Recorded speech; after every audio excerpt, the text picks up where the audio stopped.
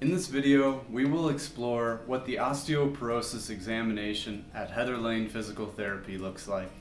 My client Kelly wants to maintain her active life without being limited by her low bone mass. What does this mean for her? Her goals are to play soccer with her grandchildren, improve posture during daily activities, and to get up and off the ground safely. We leave no stone unturned, from the DEXA scan review to the overhead squat. This is the physical exam you wish your doctor did with you. My program is designed to help you live an active and full life and to minimize the reliance on medication as much as possible. Following this exam, you'll have a tailored plan that meets your unique goals. Let's see how Kelly's exam and treatment got her going in a new direction. The first step in the physical exam is to take a detailed medical history with the patient. This includes questions about your pain symptoms, medical conditions, medications, and previous fractures, all of which contribute to a successful bone mass journey. We will also review the results of your most recent DEXA scan to see which locations are at a higher risk for fracture. This client of mine has successfully managed her bone density through medication, but is interested in additional ways to combat her future fracture risk and improve her posture. After taking the personal history, I will move into the movements, postures, and fall risk profile that impacts progress towards your goals. Let's dive into an example. This patient had a rib to pelvis distance of 3 finger breadths. So I noted this as an area for spinal flexibility improvement. Let's add this to her problem list. And what is causing this decreased space? Further evaluation is necessary, and herein lies the posture assessment. Aging adults with osteoporosis tend to have some element of kyphosis or forward curvature of the spine. The tough part with kyphosis is that it can originate in so many different places, whether it's tightness in the chest, or scoliosis in the spine, or even difficulty with ribcage expansion. This client had a lower cervical mobility restriction during the occiput to wall test. This will also be measured as a goal to improve over our time together.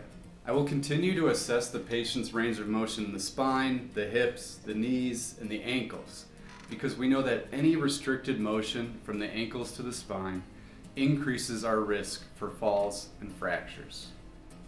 Honestly, it's a fun detective hunt for me as a practitioner to dive into the movement assessment and coinciding limitations. Her spine curvature was not due to any problem in her spine like true kyphosis or scoliosis, but actually it was a tightness in a large muscle called the lat dorsi.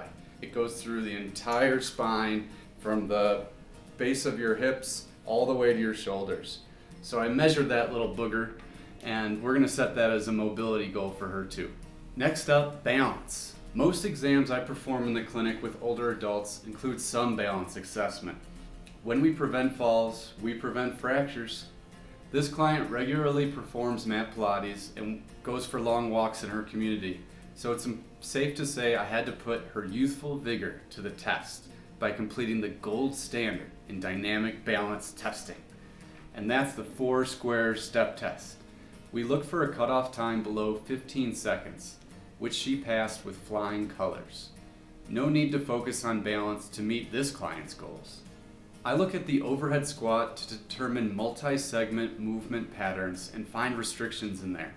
We also see the tightness of the lat dorsi rear its ugly head in tightness.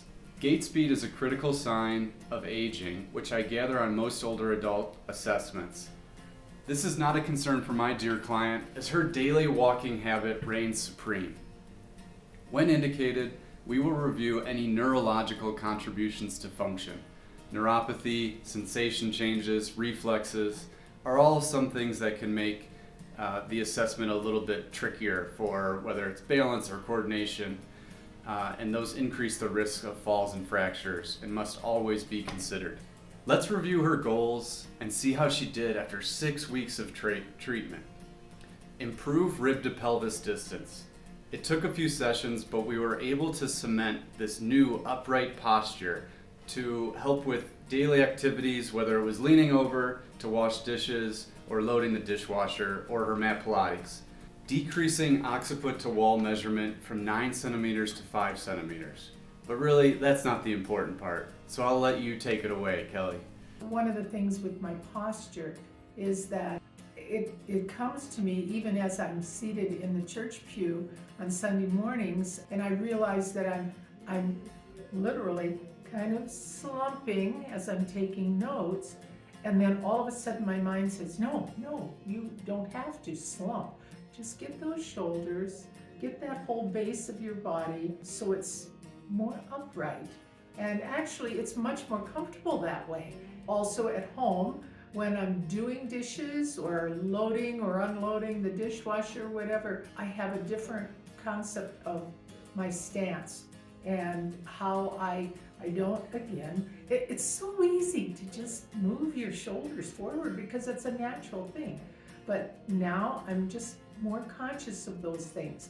Day by day, there's always something that pops up.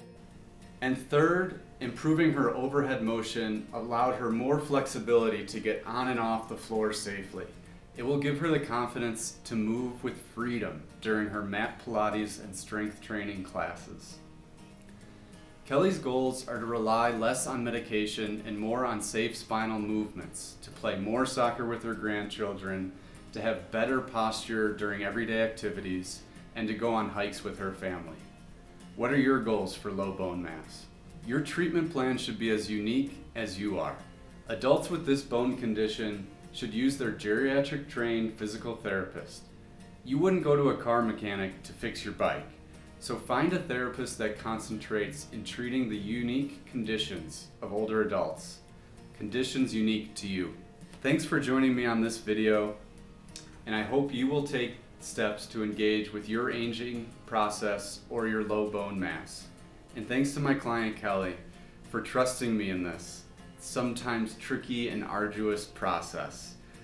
Applying movement lessons to your everyday life takes hard work and dedication. And it's all the small things, like the safe spine mechanics to load the dishwasher and your daily walking habit. But that's the key to active aging. Everyday healthy movements is the only way we can make lifelong change.